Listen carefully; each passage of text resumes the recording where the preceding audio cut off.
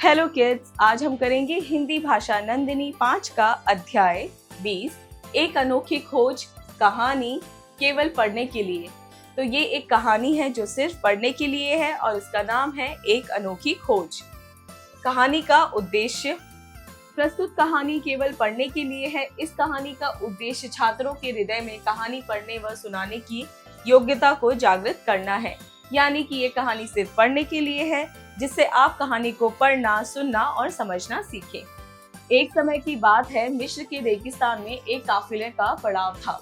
दूर दूर तक रेत ही रेत दिखाई देता था। कहीं भी न पानी था न पेड़ पौधे। उस काफिले में करीब 40-50 लोग थे। तो एक समय की बात है, मिस्र के रेगिस्तान में एक काफिला का पड़ाव था। और रेगिस्तान कैसा था? सूखा था। वहाँ पेड़ पौधे नहीं थे, पानी नहीं थे। और वो जो काफिला था उसमें करीब 40-50 लोग हुआ करते थे। सबने मिलकर रेत पर ही एक बड़ा सा चूल्हा बनाया और खाना पकाया। देर रात तक खाना पकता रहा। सब लोग बहुत देर तक बारी बारी से खाते पीते रहे। उसके बाद वो काफिला जो रेत में था, उन्होंने वहीं खुले में रेत में ही आग जलाई, खाना पकाया और सबने खाना खाया। खाना खत्म हुआ और चूल्हा बुझ गया। सब लोग खुले आसमान के नीचे ठंडी ठंडी रेत पर सो गए। तो उसके बाद जब सब लोगों ने खाना खा लिया तो चूल्हा बुझ गया और फिर सब लोग ठंडी ठंडी रेत में सो गए। सवेरा होने पर काफिला आगे चलने के लिए तैयार हुआ। लोग अपना अपना सामान बांध कर रखने लगे। रात को जहां खाना पकाया गया था वहां पर कुछ बच्चे खेल रहे थे। अगली सुबह वो आगे निकलने के लिए अपना सामान बांधने लग गए और जहां पे रात को खाना बनाया था वहां पे कुछ बच्चे खेल रहे थे। बच्चे बहुत शैतान थे, तभी तो वे चूल्हे की राख से खेलने लगे थे। अचानक एक बच्चे ने देखा कि राख के नीचे कोई सख्त चीज जमी हुई है और उसके नीचे की रेत साफ दिखाई दे रही है। जब वो बच्चे उस चूल्हे की राख से खेल रहे थे जहाँ खाना पका था, तो वहाँ पे एक बच्चे ने देखा कि उस जगह पे कोई सख्त चीज जमी हुई है और उससे रेत साफ दिखाई दे रही थी। पहले तो बच्चों ने एक एक करके उसे देखा। उसके बाद बड़े लोग भी आए और उन सभी ने आश्चर्य से देखा। तो उस बच्चे ने देखा, उसके बाद सारे बच्चों ने देखा और उसने बड़े लोगों को भी बताया। तो वो भी आके उस खास सी चीज को देखने लगे कि आखिरकार ये कौन सी चीज है जिससे रेत इधर से इस पार से उस पार दिखाई दे रही है। किड्स, इस पिक्चर में आप देख सकते हैं इस तरीके से काफिला जो है खुले में खाना बनाता है और वो फिर खाते हैं। राख को साफ किया गया, जमी हुई चीज को बाहर निकाला गया। टेढ़े मेढ़े आकार की एक ऐसी चीज जमी हुई थी जिसके आर पार सब कुछ दिखाई दे रहा था। ये क्या है? उसके बाद वहां से राख को साफ किया गया और सभी लोगों ने उस टेढ़ी मेढ़ी आकार की चीज को देखा कि आखिर ये है क्या चीज जिससे इस तरीके से आर पार देखा जा सकता है।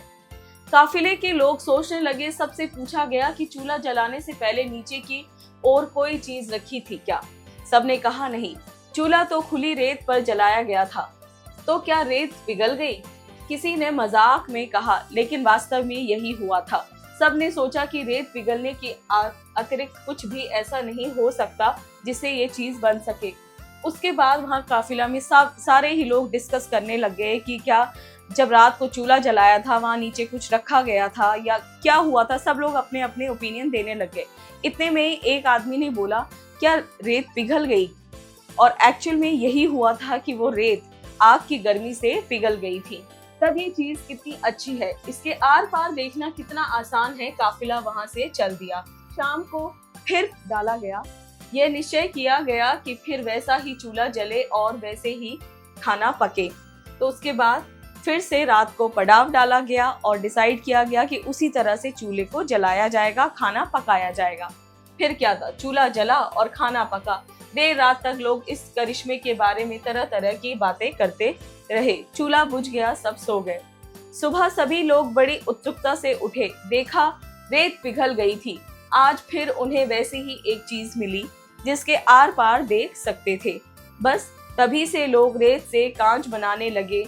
ये सब एक शैतान लड़के की वजह से हुआ। यदि खेल खेल में वह चूल्हे की राख ना हटाता तो भला कांच के बारे में कैसे पता चलता। तो फिर उन्होंने क्या किया, जब उन्होंने खाना पकाया तो उन्होंने खाना खा के वो सब लोग सो गए। उसके बाद वो अगले दिन सुबह उठे तो फिर से वही आकृति वहां पे बन गई थी। तो उससे उन्हें पता चला कि ये रेत के पिघलने से ही ये कुछ नई चीज बनी है जिसे कांच के नाम से जाना गया। तो कांच की खोज कैसे हुई? एक शैतानी बच्चे के खेलने की वजह से। तो किड्स, आपका ये पार्ट हुआ यहीं पे खत्म। मिलते हैं अगली क्लास में।